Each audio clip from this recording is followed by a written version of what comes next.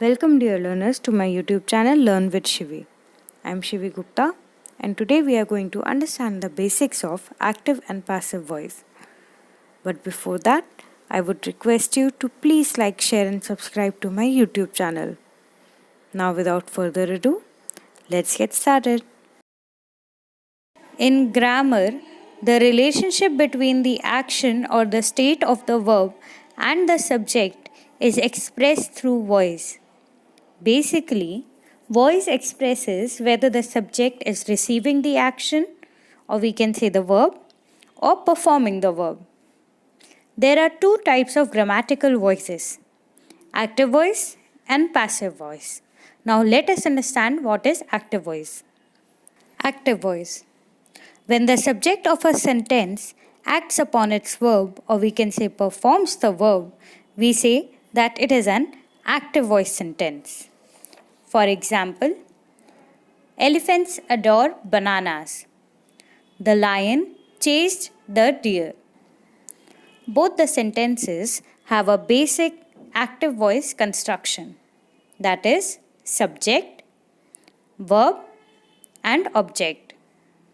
Here, the subject is performing the action.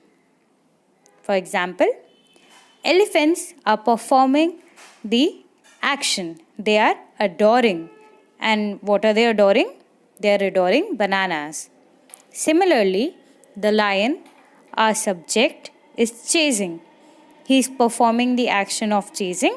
Hence, both of these sentences are in active voice. Now, let us have a look at passive voice. Passive voice. When the subject of a sentence receives the action, we say that the sentence is in the passive voice. For example, the lion was killed by the hunter. The windows have been cleaned by someone. In both of these sentences, our subject, the lion, and the windows is receiving the verb or action. The lion was killed. The windows have been cleaned. Our subject is affected by the action. It is receiving the action. Now let's understand some basic rules of converting active voice sentences into passive voice sentences. First rule, do not change the tense of the verb. If an active voice sentence is in present tense, then the passive voice sentence should be in present tense as well. This can be done with the help of the helping verbs. Rule number 2. The verb should always agree with the subject in terms of singularity or plurality. It means that the helping verb should be in accordance with the singular or plural subject. Rule number 3. Only transitive verbs can be changed into passive voice. Learners, we have already understood what are transitive and intransitive verbs in our previous video. If you still want to revise the concept, please click on the I button to revise that. Now let's have a look at the steps of conversion. As you would have noticed in our previous examples that the first and foremost step of conversion is interchanging the position of subject and object. For example, elephants adore bananas. We know that this sentence is in active voice because the subject of the sentence is performing the action. We will change the position of the active subject and the active object to passive subject and passive object. In this sentence, we know that our active subject is elephants and our active object is bananas. So, when converting the sentence into passive voice, our active subject would become passive object and our active object would become passive subject. Step number 2. Use a helping verb corresponding the tense in the active voice. We know that our active voice sentence is in present tense. Hence, the passive sentence will be in present tense as well. And we can do so with the help of a helping verb are. So we have placed an R over here. Now step number 3. Change the main verb in its past participle form. In this active sentence, our main verb is adore. Hence, its conversion will be adored, because adored is the past participle form of the verb adore. Step number 4. Use by before the passive object so that we can know who performed the action. So, our sentence over here becomes, bananas are adored by elephants. Now, there is a step number 5 as well, which was not used over here because we didn't need to, but I'll still let you know. Step number 5 is change the pronouns. Example, he addressed the gathering. In this sentence, our subject he is performing the action. Therefore, we know that this sentence is in active voice. And following the above steps of conversion, the steps that we did earlier, we can say that its passive form will be, the gathering was addressed by him. Over here, we can see that our active subject has changed into passive object him. The pronouns have changed. Similarly, she becomes her, they becomes them, we becomes us, and so on and so forth. Now let's look at a few more examples. I ate the chocolate. Now in this sentence, I is the subject, ate is the main verb, and the chocolate is our object. And when we change this active sentence into passive sentence, we will get, the chocolate was eaten by me. So our active subject has become our passive object, and our active object has become our passive subject. And the verb ate has now become eaten, which is the past participle form of eat. Is that clear? And we have added a by before the passive object. Let's look at a few other examples also. I bought a new piano. Its passive voice will be, a new piano was bought by me. The boy kicks the ball. The ball is kicked by the boy. Suman will help me.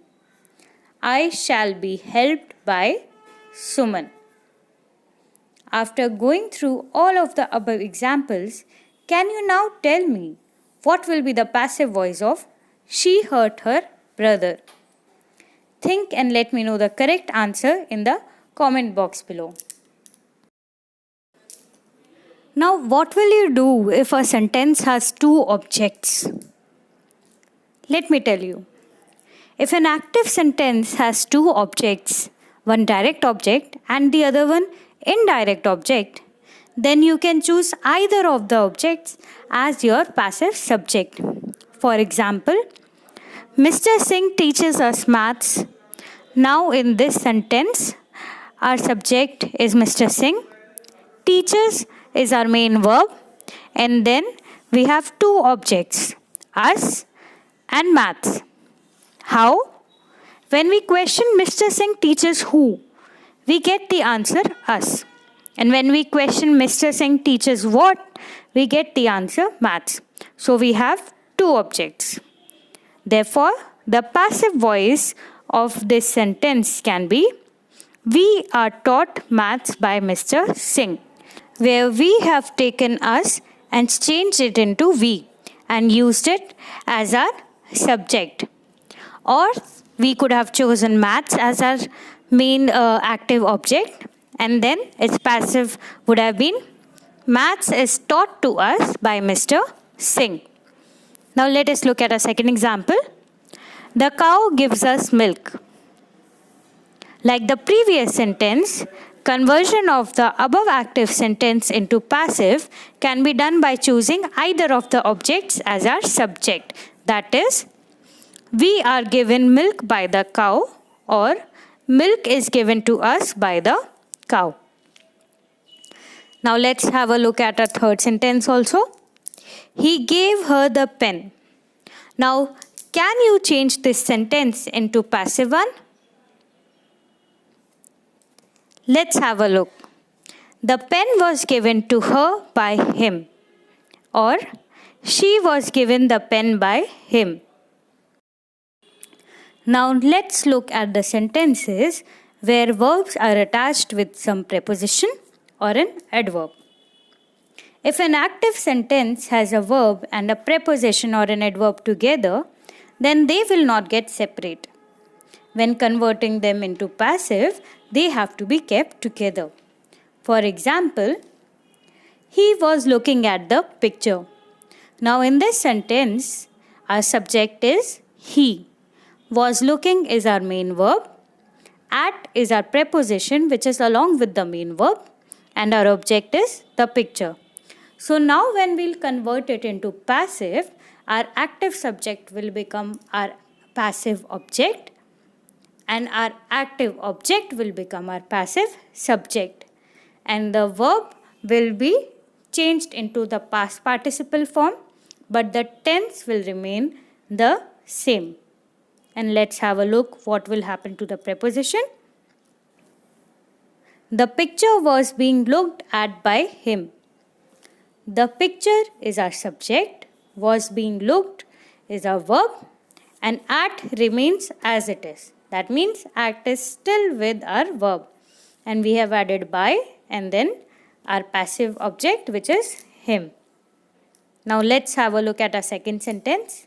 He spoke to me. In this sentence, our subject is he, verb is spoke, then we have a to and an object me. And its passive version will be I was spoken to by him. Let's have a look at our third example. Our teacher is going to give us presents. Its passive conversion will be we are going to be given presents by a teacher.